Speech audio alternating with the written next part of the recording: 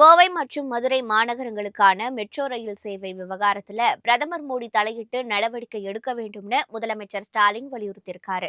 இது தொடர்பாக பிரதமர் மோடிக்கு அவர் எழுதியுள்ள கடிதத்தில், தென்னிந்தியாவின் மான்செஸ்டர் நகரமான கோயம்புத்தூருக்கும் கோயில் நகரமான மதுரைக்கும் மெட்ரோ ரயில் சேவைக்கான திட்ட அறிக்கைகளை மீண்டும் பரிசீலனை செய்து ஒப்புதல் அளிப்பதற்கான உரிய நடவடிக்கைகளை மேற்கொள்ளுமாறு மத்திய வீட்டு வசதி மற்றும் நகர்ப்புற விவகாரங்கள் துறை அமைச்சகத்திற்கு பிரதமர் மோடி தகுந்த அறிவுரைகள் வழங்க வேண்டும்னு முதலமைச்சர் வலியுறுத்தியிருக்காரு. தமிழகத்தின் வளர்ச்சியே இந்தியாவின் வளர்ச்சி. கோவை மதுரை மெட்ரோ ரயில் திட்டங்கள் நிராகரிக்கப்பட்டதால் தமிழக மக்கள் மிகுந்த ஏமாற்றம் அடைந்துள்ளனர்னு அவர் சுட்டிக்காட்டியிருக்காரு. மேலும் இந்த இரண்டு திட்டங்களும் தமிழகத்தின் தொழில்துறை மற்றும் கலாச்சார மையத்தினை உள்ளடக்கியது என்பதை கருத்தில் கொண்டு தனிப்பட்ட முறையில் இந்த விவகாரத்தில் பிரதமர் தலையிட வேண்டும் என்று முதலமைச்சர் வலியுறுத்தியிருக்காரு.